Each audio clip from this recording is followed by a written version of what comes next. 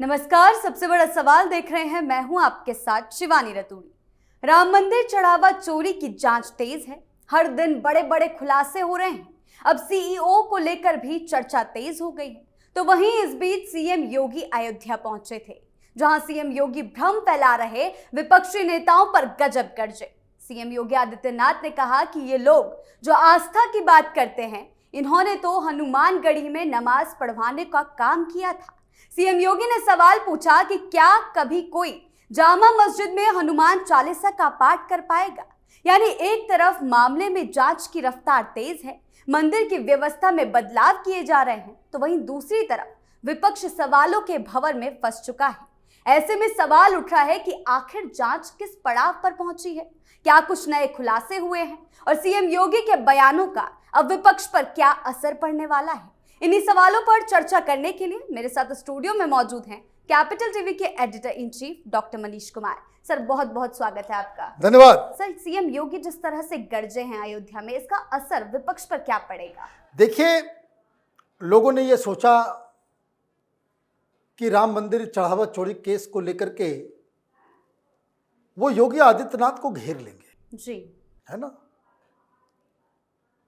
और चुनावी फायदा इसका उठाया जा सकता है, योगी को बदनाम किया जा सकता है। ये तरह तरह की कुछ लोगों का ख्याली पुलाव था।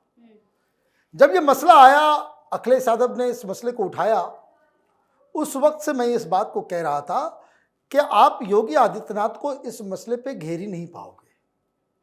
अचानक से आप हिंदू बन जाओगे, हिंदूवादी बन जाओगे, रामलला के भक्त बन जाओगे और अयोध्या के मसले के ऊपर आप भारतीय जनता पार्टी और योगी आदित्यनाथ को घेरने की कोशिश करोगे तो औंधे मुंह गिरोगे। अभी आप देखिए कि यह मसला राम मंदिर में चढ़ावे का चल ही रहा था। योगी आदित्यनाथ ने कैसा वाण मारा, अब अखिलेश यादव कांग्रेस पार्टी मुंह छिपाते हुए भाग रही है, मुंह छिपाते हुए भाग रही है। योगी आदित्यनाथ बैकफुट पे खेलने वाले खिलाड़ी नहीं है, उनकी राजनीति बड़ी एग्रेसिव है। आप उनके ऊपर हमला करोगे, वो 4 गुने ज्यादा ताकत और तीव्रता से जो है वो अटैक करेंगे। अभी उस वान के बारे में मैं आता हूं कि कैसे भाग रहे हैं अब समाजवादी पार्टी वाले, अखिलेश यादव और ये सारे लोग। लेकिन पहुंचे वो कल कहां पहुंच गए? वो अयोध्या। सीधा दूसरे लोग डर के मारे कोई जाएगा नहीं जी, वहां, कोई जाएगा नहीं, क्योंकि सबको मालूम है कि वहां जाने का मतलब है पत्रकार पूछेंगे, ये करेगा वो गए किस लिए गए?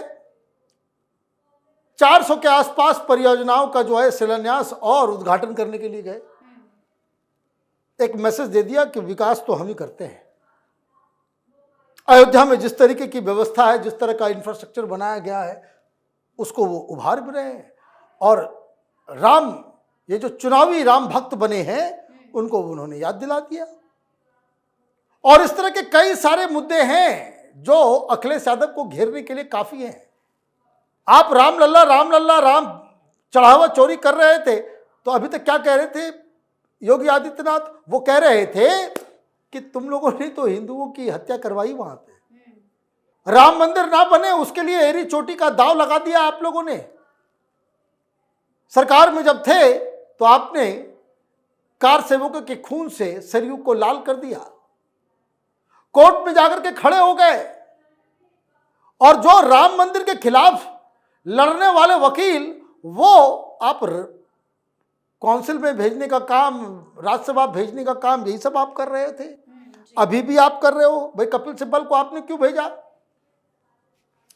कपिल सिब्बल को क्यों भेजा? इसीलिए ना कि राम मंदिर के खिलाफ वो लड़ रहे थे कि किसी भी तरीके 2019 के चुनाव से पहले रिजल्ट मत दीजिए, ये तो उनका बयान है। तो जितने राम विरोधी हैं, हिंदू विरोधी हैं, हिंदुत्व विरोधी हैं, उनको पालोगे, पोसोगे, और उसके बाद अचानक से चुनाव आते ही जो है आप जो है तिलक और टीका लगा करके अपने आप को हिंदू कहने लग जाओगे, तो जनता स्वीकार नहीं करेगी। तो योगी आदित्यनाथ ने कल एक नया मसला उठा दिया कि हनुमानगढ़ी के ऊपर जो है नमाज पढ़वाने का काम आप लोगों ने किया। कोई ऐसा होता कि भाई बहुत सामाजिक जो है समरसता इतनी है कि कोई कहीं कुछ भी कर ले रहा है, तब तो बात समझ में आती। उन्होंने सीधा सवाल किया कि भाई जामा मस्जिद के अंदर, किसी मस्जिद के अंदर हनुमान चालीसा पढ़वा के दिखा दो। मंदिर के अंदर नमाज हो जाएगा, लेकिन मस्जिद के अंदर हनुमान चालीसा ना हो, ये कैसा सेक्युलरिज्म है तुम्हारा? अभी तो देखिए और भी मसला उठेगा। आप रंगा सियार बनोगे राजनीति में, तो योगी आदित्यनाथ जैसे लीडर जो है आपके रंग को उतारने में 5 मिनट नहीं लगाएंगे। सवाल पूछा जा रहा है कि भाई रामलला के भक्त हो गए, लेकिन कृष्ण भगवान का मंदिर जहां पे ईदगाह बना हुआ है वहां पे बुलडोजर चलाया जाए क्या? सर, क्या इन सवालों का जवाब विपक्ष दे पाएगा? उसके पास जवाब भी नहीं है। योगी आदित्यनाथ सवाल ऐसे पूछ रहे हैं कि जिन सवालों का जवाब जनता के पास ऑलरेडी है। क्या समाजवादी पार्टी, कांग्रेस पार्टी, आम आदमी पार्टी, ये अपने आप को सेक्युलर कहने वाले लोग, ये मथुरा में श्री कृष्ण जन्मभूमि में वहां पे ईदगाह को हटा करके जहां पे ओरिजिनली भगवान श्री कृष्ण का जन्म हुआ वहां पे भव्य मंदिर बनना चाहिए, जनता को नहीं मालूम है कि अखिलेश यादव क्या कहेंगे? कहेंगे नहीं बनना चाहिए। अभी तो दो मसला है ना यूपी के अंदर में। काशी विश्वनाथ का मंदिर जहां शिवलिंग निकला उसके ऊपर इनकी बोलती बंद हो जा रही है। उल्टा आप मुस्लिम वर्ग के साथ खड़े हो जा रहे हो। संभल में क्या हो रहा है? इतना पलायन हो गया, इतने सारे मंदिरों को तोड़ करके वहां पे मस्जिद बना दी गई जी। तो इसमें तो उनके पास जवाब है नहीं। लेकिन फिर योगी आदित्यनाथ ने फिर एक वान चला दिया। अब इनको भागना पड़ेगा, मैदान छोड़ के भागना पड़ेगा। क्यों? अब उन्होंने कहा कि भाई मध्य प्रदेश की तरह अब यूपी में जो वक्फ बोर्ड बनेगा उसमें 2 हिंदू होंगे। बस छटपटी चालू हो गया। पहले क्या था? सारे मुसलमान, वो भी सुन्नी। अब क्या है? अब नया कानून बना, पार्लियामेंट से पास हो गया और उस कानून के मुताबिक 2 नॉन मुस्लिम्स जो हैं वो वहां पे होने चाहिए, तो हिंदू डाल दो। और जो अनाउंसमेंट कराया गया है उसमें सिर्फ सुन्नी ही नहीं, उसमें महिलाएं भी होंगी।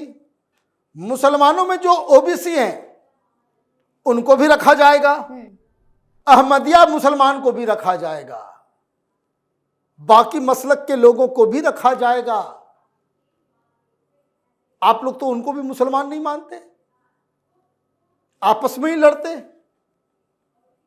तो अब तो अखिलेश यादव को बताना पड़ेगा कि वक्त में क्या होना चाहिए, क्योंकि ऑलरेडी मौलाना जो है वो गैंग वो बिफर गया है।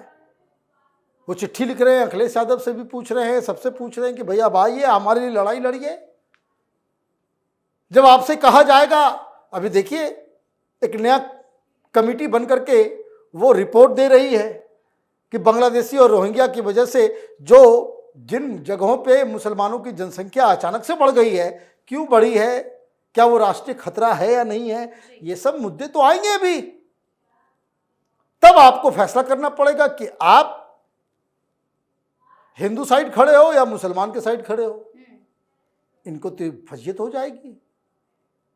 ओवैसी और मुस्लिम लीडर्स अभी से ही कहना शुरू कर चुके कि भाई अखिलेश यादव में बड़ा परिवर्तन आ गया है। अखिलेश यादव जो है मुसलमानों के मुद्दे पे तो चुप रहते हैं। हाँ, इतना बुलडोजर उड़ाया चलाया गया, कभी सड़क पे नहीं उतरे, कभी ट्वीट नहीं किया, एनकाउंटर कर दिया जाता है, तब भी आप चुप रहते हो। लेकिन राम मंदिर के मसले पे आप जिस तरीके से उठ रहे हो तो इसको क्या समझा जाए? ये मौलवी मौलाना पूछ रहे हैं कि वोट हमसे लेना, हमारे वोट से मुख्यमंत्री बनना और हमारे मुद्दे पे चुप्पी साध लेना, और हिंदुओं का मसला आया तो आप उसमें जो है अपनी राजनीतिक रोटियां सेकोगे, तो ये तो चलेगा नहीं। और इसलिए ये जो राम मंदिर में चढ़ावा चोरी का जो मसला है वो अखिलेश यादव के गले की हड्डी बन गई है।